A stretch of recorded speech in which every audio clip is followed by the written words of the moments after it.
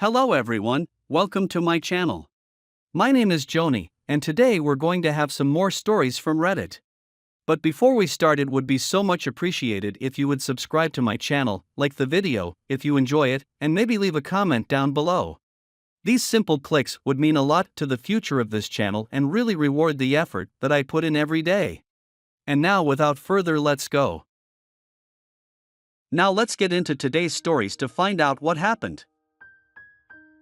Around the time my wife cheated, we had been married for around 15 years. We met in college, got married, and started having kids a few years later. I never thought anything was wrong, which I am sure some people roll their eyes at. By me, that things seemed fine. We get up in the morning together, have breakfast with the family, and then go about our day until coming home in the evening. Then we have dinner and spend some time together as a family. Our intimacy hadn't changed at all. Sure, it was nowhere near the level when we first got married, but it still was pretty good for a couple who had been married as long as we had. I think if my wife had shown some signs, it would have been a lot easier to digest, but she didn't, even after all these years. I still can't see any signs. Maybe she had put up a mask for me. That was so good. I was unable to see through it. The only reason I even realized something was going on was because of my kids. They happened to see mommy kissing her friend while I was at work one day. All of the kids were under the age of 10.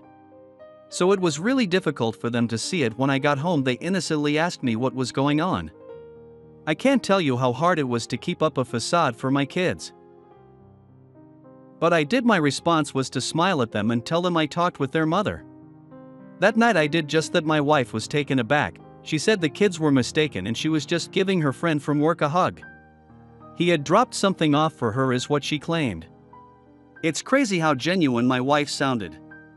I almost wanted to believe her, but I knew my kids wouldn't make something like that up. Plus, it wasn't easy to confuse a kiss with a hug. However, I let my wife think that I believed her and decided to go to old school. I hired a PI to find her. We had the money. So I figured it was a good way to make use of it to get proof within 2 weeks. I had my evidence and presented it to my wife. She didn't have much to say. Then all she did was cry and cry, going on about how the coworker she was seeing was her soulmate. It wasn't planned, of course, and just happened. At that moment, I knew my marriage was over. There was just no way I could stay in a marriage with a woman who cheated on me, called my kids liars, and tried to make it out as if they were the bad ones. If I hadn't hired a PI, she probably never would have even told me the truth. I had to start the divorce process. She did beg me to stay, but eventually slinked off to go be with her AP. We had an amicable divorce and custody agreement. It was split custody, but the older the kids got, the less they wanted to go over. They understood what their mother did once they were old enough. Never did I say anything to them about it or talk bad about their mother, because in the end, she was their mother, after all. When they did get older, I tried my best to answer the questions to the best of my ability. It got to the point where my kids didn't even want to spend time with their mother anymore. She did take me to court, but by this point, they were of age where they could choose if they wanted to go over or not. They didn't, so the judge said was out of her hands. If my kids wanted to stay with me full-time and not visit their mother, then so be it. My ex was not happy with this and blasted me over social media as one does, but I ignored it because it was beneath me to pay any attention to it. By this point, my ex had remarried to her AP and had a kid with him. This was probably another reason why our kids didn't want to go over there anymore. It felt to them that they were being replaced. At least this was what I suspected to be the case. Up until our kids turned 18, my ex tried her best to get them to come see her, but it was to no avail. Once they went away to college, she couldn't use any more legal means to try to force them to see her, even though it didn't work anyway because the judge wouldn't force it. The years passed, my kids graduated college, got married, and had kids of their own. I was thrilled to become a grandfather for the first time. It truly is different from being a parent and gives you a great opportunity to spoil them rotten. At some point, my wife stopped trying to get into contact with our kids, but started up again after her husband died. She only had one kid now with the deceased husband, but they weren't planning on having kids anytime soon. Her only chance at having grandkids was to be around the ones we shared. However, our kids still wanted nothing to do with her. I don't know if my ex-wife wanted to brag about it on social media or wanted a relationship with her grandkids because she genuinely wanted it. Whatever the reason, my kids didn't want to spend time with her or have received her children. This was their right. She kept trying, even going so far as to constantly message them on social media and try to see if they would rekindle a relationship with her. If she had left things well enough alone and at least apologized, which she never did, I might add. To them, it might have worked in her favor, but my ex was never great at thinking that far ahead. So she's missed out on a lot of special moments with her grandkids. I remarried myself a few years ago, and my second wife has become more of a grandmother to my grandkids than their biological grandmother ever has been. They barely even know of her existence. She's now quite lonely, because after news of her affair came out, my ex lost a lot of her friends and even some of her family members. They turned against her because they didn't like what my ex had done to me. We never had any issues with each other, and still reached out to me now and then. I wasn't as close to them as I once was, but we continued to talk to each other a few times a year. While I have a rich family life, my ex is now a bitter and lonely widow. From what I have heard, even her child with her deceased husband isn't very close to her. They have distanced themselves from my ex for some reason.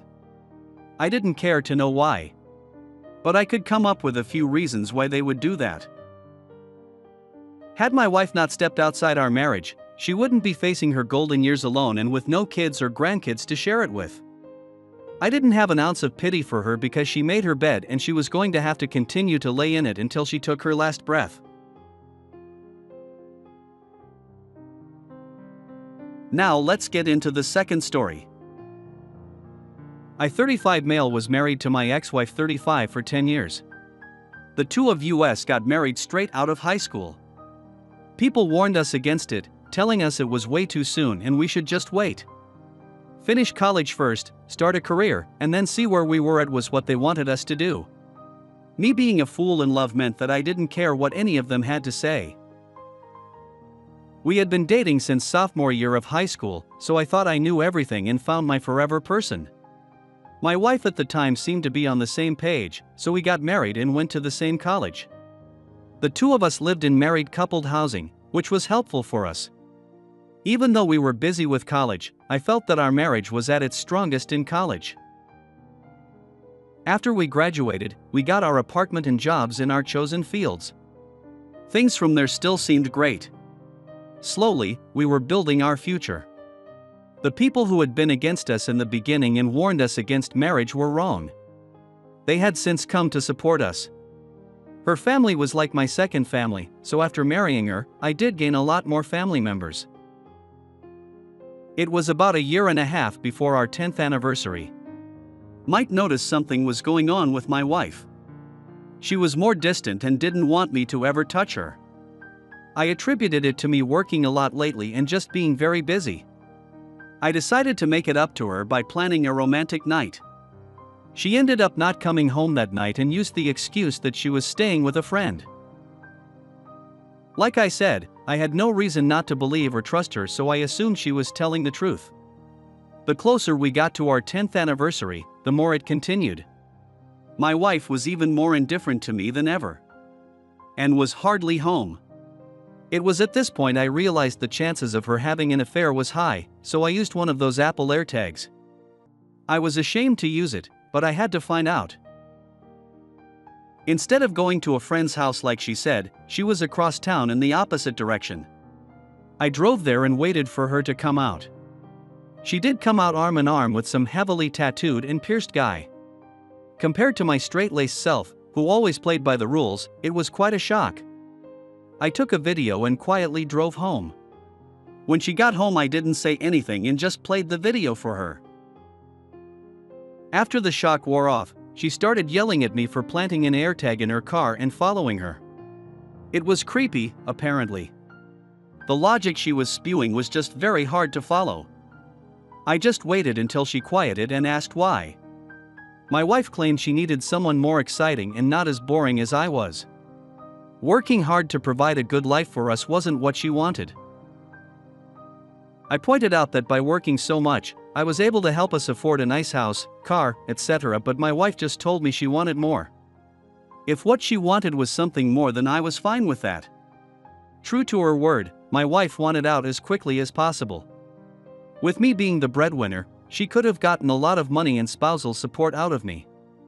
However, she seemed more focused on the ink being dry on the divorce papers than anything else. She wanted so badly to be with her precious AP, who was her true soulmate. I was just a stop along the way to finding him, her words and not mine. If that's what she wanted, then fine. The agreement ended up with me getting the house, dog, and more than half the money in the joint account. I was shocked that all she wanted was the car to be paid off completely and no alimony. I guess my ex wanted a complete break from me, which was why she agreed to such a clean split. Did it hurt? Yeah, of course it did, but if that was how she wanted, then so be it. It was probably better for me as well to get a clean break. From the day our divorce was final, I had no contact with her because I saw no reason why I should continue to have her in my life. However, we did have mutual friends, and I still kept in contact with some of her family members, so I was still privy to certain things that were going on in her life. The AP, or the new love of her life, was gone within a year of the divorce. He dumped her for someone else, which sent her into a tailspin. Since she had been staying at his place, it left her with no place to go. My ex couldn't go back to her parents because they had to sound her pretty much and still talk to me to this day. Last I heard, my ex-wife had been living in a small apartment with her sister and the new love of her life. She's working 2 jobs to make ends meet and is in debt. Had she pushed for more during our divorce, then she would have had more money as well as alimony to fall back on. I mean, I wasn't complaining. But if she had been thinking with her head instead of her heart, she would have been better off. To make it weirder, her new boyfriend has the same name as me. I'm not sure how to feel about that, so I choose not to think of it very often or at all. It just seems a little taboo to date someone with the same name as your ex. Like you wouldn't date someone that had the same or similar name of a family member, so why one with the same name as your ex-husband? It just didn't make sense to me, but when it came to my ex, there were a lot of things I didn't understand, and would probably never understand either. She was my past anyway, so I didn't need to worry myself sick when it came to my ex-wife. It's been a few years since our divorce, and while my ex-wife's life has been a downward spiral, mine has been great. I got remarried about 3 years ago, and the 2 of us are currently having our first child. Trusting another woman was difficult for me, so it took me a while to even think about dating again. My now wife was very patient, however, and was willing to wait for me as long as she needed. Eventually, I felt ready to date again, and it led to a second marriage. I have even reached a new level of success. My wife and I managed to sell the old house I had with my ex, buy a bigger one, and even have savings to spare. Both of us had lucrative careers, though my wife planned to go on maternity leave once the baby was born. If my ex knew about my new life, then she has yet to reach out to me. I doubt she ever will, which suits me fine. There is no need for her to ever speak again, but sometimes I do wonder if she regrets having an affair and hurrying through a divorce so she could be with her AP. Chances are my ex regrets it, but what comes around goes around. For my ex, truer words had never been spoken.